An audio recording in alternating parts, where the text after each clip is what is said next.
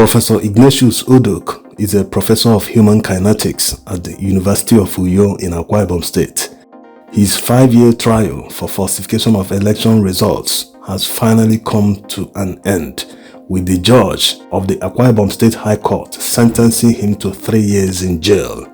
There was no stunt Professor Uduk didn't pull in order to evade trial after pleading not guilty.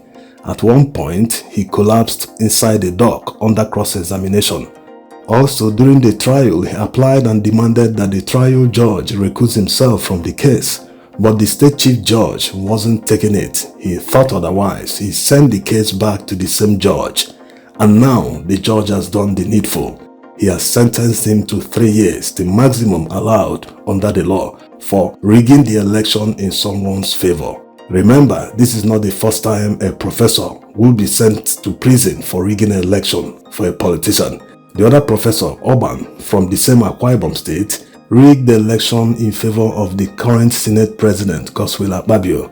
Although he denies it, but he was also sentenced to 3 years in jail. Remember, in 2019, Godswill Akpabio lost his senatorial bid in Akwa Ibom State, losing that seat to a PDP candidate.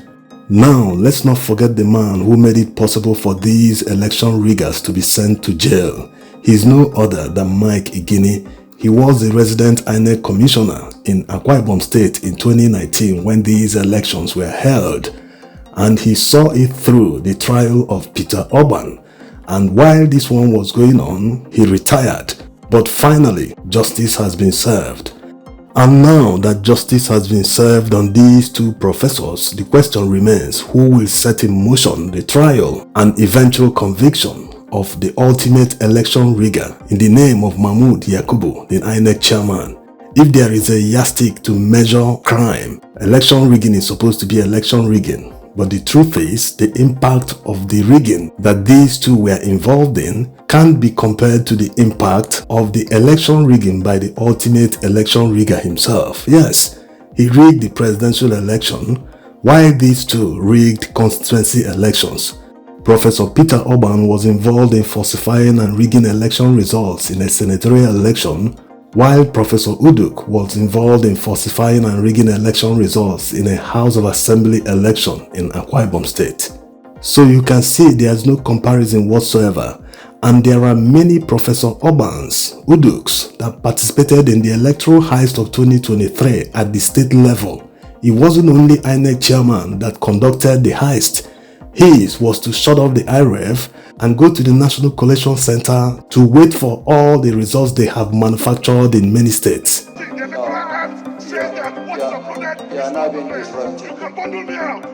So who will bring them to trial like these two that have been tried and jailed?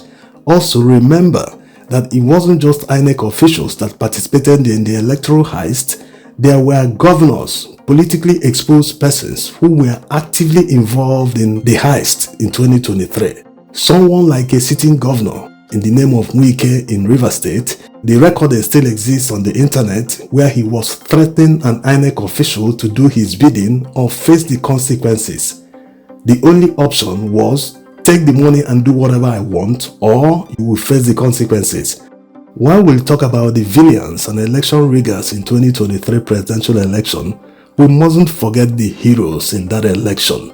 One heroine stands out. She refused more than 30 million naira in cash to change the results of the Port Harcourt City local government area. She was the returning officer of that local government area.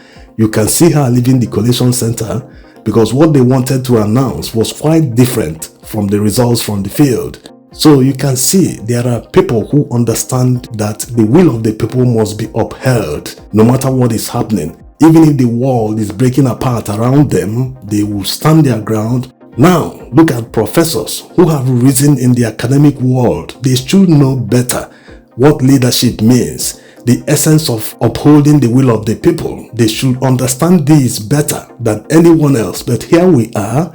They are the ones behaving like thugs. They are the ones now in prison for election rigging. They've lost their jobs. All their reputation is gone. They might never be able to secure jobs in the future. Of course, he started begging for a state pardon. Who will pardon an election rigger? So all these are why Nigeria is in the state it is today. A professor will take bribes from a tout or a nobody who doesn't understand leadership or development of the society. He will take money from him and rig an election to his favor. When the tout gets to office, he will now set out to recoup his investment. Yes, he paid for it. No one elected him. He paid all officials involved in declaring him the winner, and he's now there. He will recover his investment and he will use that office to punish the same professor. All the people that helped him, well, it's not really help because he paid for it. All the people that he paid to put him in that position, he will use that his office to punish them. He doesn't understand that a professor needs to earn a decent salary so as to do what? To imbibe the knowledge students need in order to contribute their best to the society when they graduate from school. He doesn't understand all this. He doesn't want to know or care how the school environment is, whether it is like a secondary school or a primary school. He doesn't care about all this, and he doesn't also care if ASU goes on strike for 1 year. He doesn't give a damn.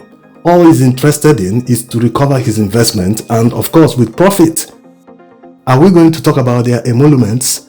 All these people they rig elections for, when they get to office, they increase their salaries that runs into millions of naira every month. In fact, the professor cannot be able to buy one car in the motorcade of one of these politicians. A car that costs about 150 or 200 million naira. If the professor saves his salary of about 500,000 naira per month for 35 years, his entire career, he cannot be able to afford one car, one of the SUVs in the motorcade of these politicians. So because of selfish reasons, he wants to earn a few millions. He has now put himself in trouble. Not just himself, all Nigerians will be suffering because of a few people who were looking for pennies just to rig elections.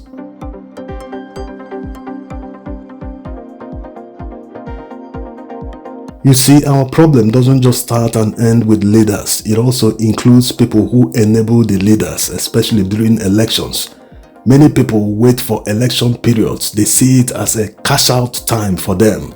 They jostle for INEC jobs. They jostle for all jobs that are associated with elections because they see it as a period they will hit it big. They will take bribes from participating politicians. Even judges jostle for election tribunal jobs, yes, at the detriment of everyone else. These types are not concerned about the hardship that people they help to power brought on Nigerians. What they are hoping on is that time the person will come back and say, please help me to win again. And they will just take that bribe from the person. Whether the bribe will last for a few weeks or 1 year, that's not their concern. And they've been doing this for several years. Think of all the elections we've had since the Fourth Republic. So it means the money is never enough for them, because if it was, they wouldn't continue taking bribes from politicians. When is enough enough? Imagine what would happen if these professors stopped rigging elections to anyone's favor. Imagine when the votes of the people, their will will start to count. Imagine people that won the popular votes would get to office without being bogged down by election tribunals, litigations here and there. They would just get to office and focus on working for the people who really elected them. They didn't buy anyone. They didn't have to pay any INEC official, any police officer, any army official to work for them in an election period so that they will have an advantage and win the election. They didn't need to involve in all this. All they did was tell the people what they would do for them, and the people were convinced, they voted for them, and they get into office and start doing exactly what they said they would do. If this happens, then no professor in future will have any need to take bribes from anyone in order to rig election to his favor. Yes, a professor will be busy doing his job. He would be earning good salaries, better and higher than that of any politician. Yes, that's how it's supposed to be. But reverse is the case. The whole thing is upside down. They help touts who don't understand anything about leadership. They help them to get to office, and these people start behaving as they are because they are not professionals. They don't know anything about leadership, and Nigerians are surprised. Why are you surprised? Someone that didn't tell you anything he will do in office, you help him get there just because maybe he paid you money, or he's your relative, he's from the same ethnicity or the same religion, and he gets there, people are surprised he's not performing. He can't give what he doesn't have. That's how life works. So we need to start doing better. All that money, and they ended up in jail. What's the need for man? Except making the country work for everyone. If the country works for everyone, you will have few people contesting for positions. That's how it works in developed countries. Because political office is not where people come to make money, where they earn money. If it becomes that way in Nigeria, very few people will have interest in contesting for elective positions. That's how it works. So we need to do better, and the time is now, especially in 2027 when we are going to have another presidential election.